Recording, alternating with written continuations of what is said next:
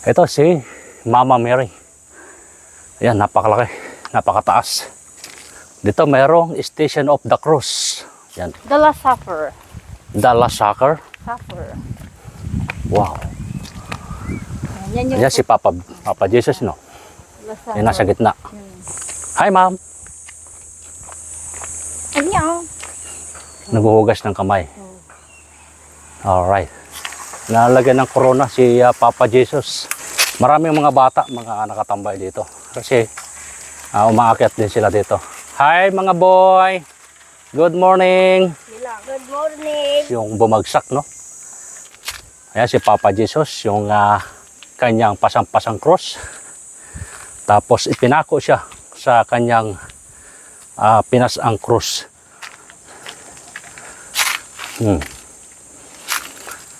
Binaba na siya mula doon sa pagkakapako sa cross. Dito ay puro puti. So ano ito? Parang ano ito, nitso? Ano yan, may laman? Nandiyan si Father? Ganon. Nandiyan pala si Father.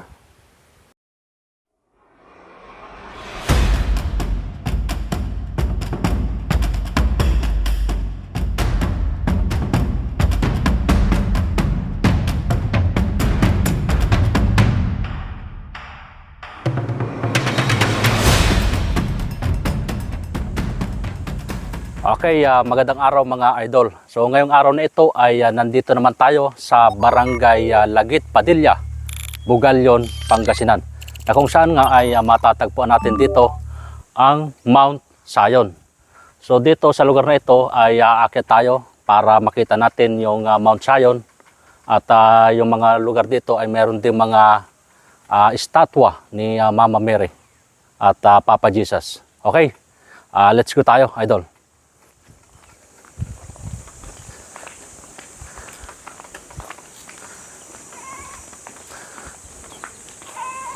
Ano mga idol, may kasama ulit ako dito ng tour guide. Yan si Madam.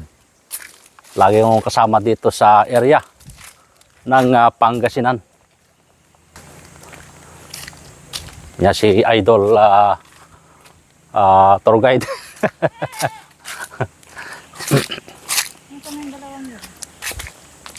Dito naman sa pag-akyat ay simento. So kaya lahat umakyat, motor, tricycle at mga kotse. Pwede umakyat dito. Yun nga lang ay may bayad. Bali do sa tricycle, 10 peso, sa kotse yata ay parang 40 pesos yung pagkakaintindi ko. So makikita natin dito mayroong anong tawag dito sa estatwa na to? Jesus Christ. Mama Mary. Si Mama Mary. So hindi ako masyadong familiar kasi doon sa mga estatwa na mga ganito. Katoliko. Kasi Katoliko din naman. Pero hindi mas... So sana maintindihan nyo. Kasi tayo ay mayroong iba't ibang religion. Pagdating sa mga pananamba, ika nga. So may ilang step pataas mula doon sa baba.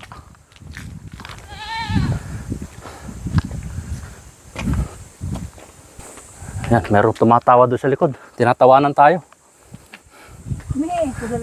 Sabi niya may siya din daw. Mahal. Ha? Videoan mo din daw siya. Sabi niya.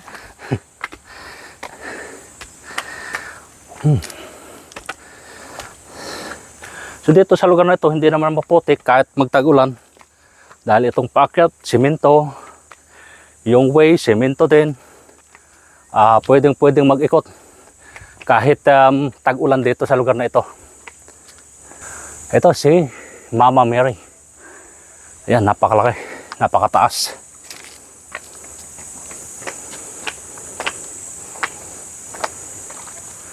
Yan, ito yung lugar niya, yung area niya, yung palibot. Wow.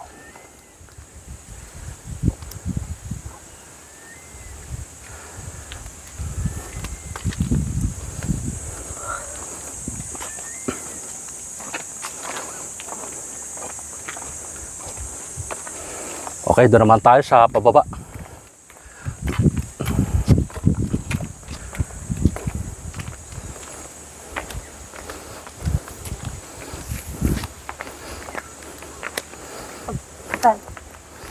Pwedeng patalo pilok sa pilok dito.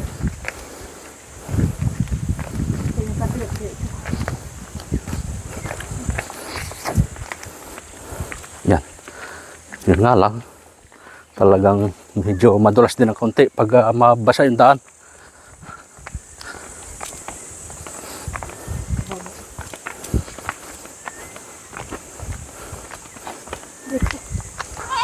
Oh, Pwedeng daw. merong nag-i-interrupt sa amin. May usas. Siya din daw nagpapabideo. May Me daw, me. Ayan guys, oh. Hi. Okay lang. Next time ka na.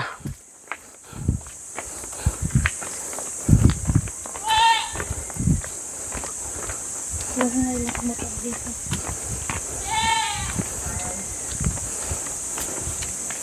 Yaw.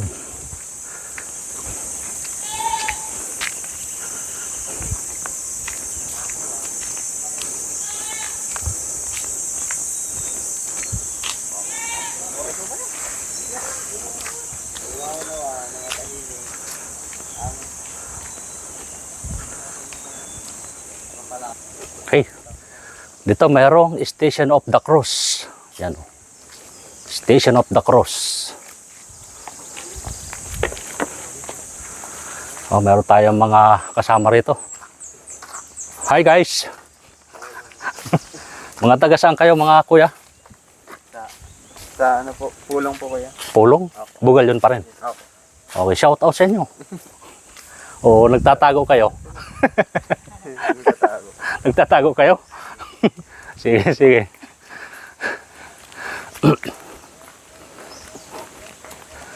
Ito.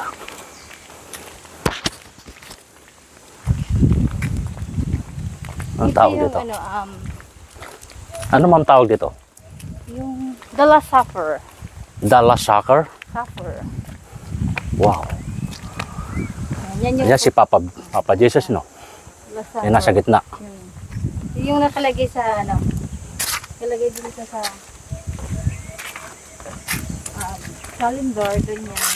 Ito yung mga nakikita natin guys sa mga kalendaryo. Yung The Last Supper. Yung mga image ng mga ganito. Yan, alam ko, ito si Papa Jesus. Itong nasa gitna na ito. Yan yung kanyang tinapay. Alright.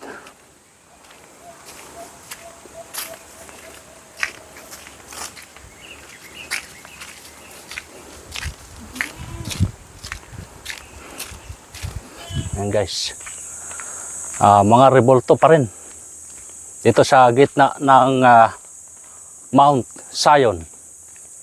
Napakaganda ng way dahil kalsada naman. Kaya pwedeng ipasok yung mga sasakyan.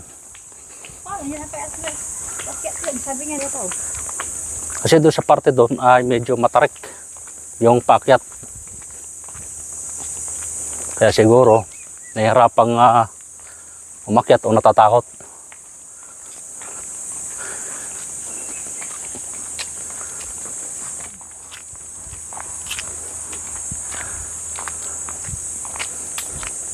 Hi ma'am. Ano? Magandang kasama yung tour guide ko. Alam niya yung mga daan. Yung pasikot-sikot dito. Sana pwede ka sumama sa ibang lugar. O Darating din tayo dyan. kunin na lang kaya kitang talagang full-time tour guide. Oh. Pwede. Pwede. Yan. Alam mo mga ito. May mga ano din sila dito, oh. Ano to? Ang mga bata. Ayan din si Papa Jesus, di ba? Yan yung hugasan ng kamay. Yung Ah. mga kawal nila, yung mga tauhan, ganyan. Naghuhugas ng kamay. Oh. Alright. Hugasan ng kamay nila.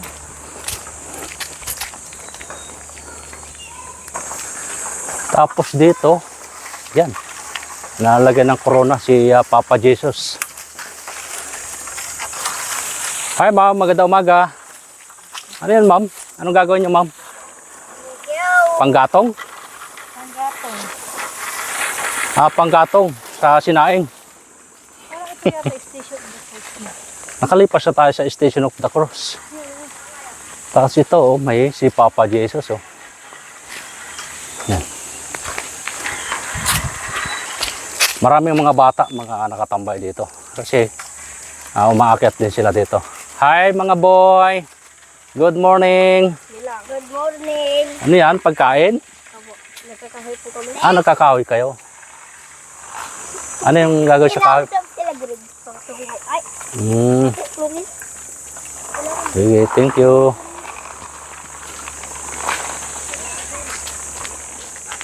Kita siya doon.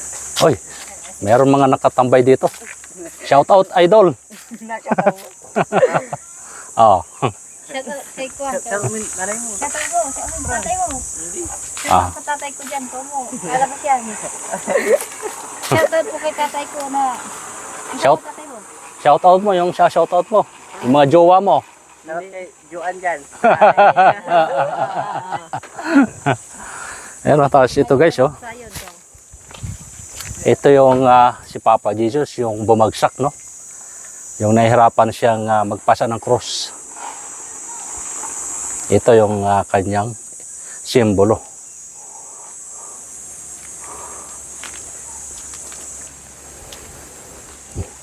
Yan. Dito sa lugar na ito, sa Mount Zion, ay napakagandang puntahan. Lalo na ngayong summer, mga mahal na araw, magandang umakyat dito sa Mount Zion. Tingnan nyo naman. Eto, ang dami dito mga rebulto na pwede nyo makita sa lugar na ito. Ayan si Papa Jesus, yung kanyang pasang-pasang cross. Yan. Meron pa rin dito sa lugar na ito.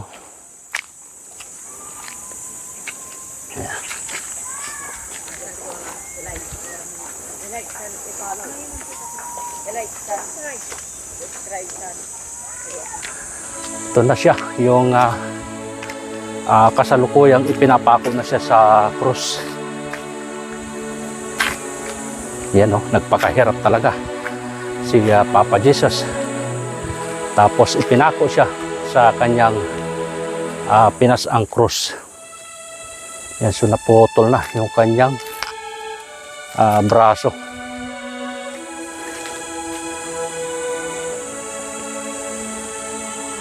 Diba?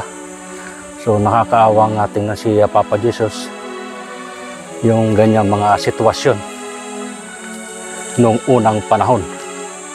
Dahil sa ating mga kasalanan, kaya ito nagawa niya para isalba tayo sa ating mga kasalanan. Yung pinagpakuan,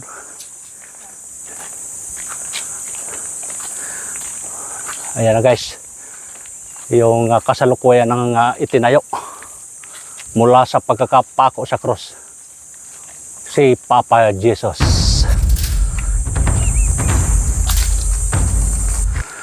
Eto na yung naipako na at naitayo na sa ibabaw ng kabundukan si Papa Jesus. Ayan. Ang ganda ng mga matatagpuan mo dito guys, dahil halos lahat nung nangyari kay Papa Jesus ay nakatayo dito. So dito pa lang ay maaalala mo yung nangyari noong mga kapanahon na ni Papa Jesus. Nawala na siya. Ito yung Tapos binutasan na yung ano niya. ito yung sinaksak yung kanyang tagiliran.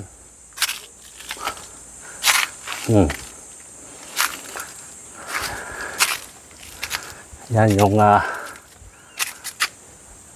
sinaksak na yung kanyang tagiliran. At ito yung kasama niyang dalawang. Ito yung kanyang kasamang dalawa na ipinako din sa cross. Ito naman guys yung ibinaba na siya mula doon sa pagkakapako sa cross. Yan, nakahiga na siya. Ito na yung pinakamalaking rebulto ni Papa Jesus. Parang yung nasa nasa kamay ni Jesus na. Ito ay kamukha o kahawig nung nasa kamay ni Jesus o kamay ni Jesus sa Lokban, Quezon. Kaya lang ay may kulay pula yung kanyang kasuotan. Dito ay puro puti. Ayan. So ano ito? Parang ano ito, nicho? Yung namatay si Father. Father? Sinong father? May alam ka ba sa kwentong ito? Aha. Si father pala to. Ano yan, may laman? Nandiyan si father? Ganon. Nandiyan pala si father. Oh. Ito pala mga idol ay may laman. Si father daw yung nakahimlay dito. Ito siya. 2019. Ano siya, August 1, 1926 ipinanganak. Pero nung pumanaw ay July 26, 2019. Siya pala yung nakahimlay dito. So si father. Dito yan sa harap mismo ng rebulto ni Papa Jesus.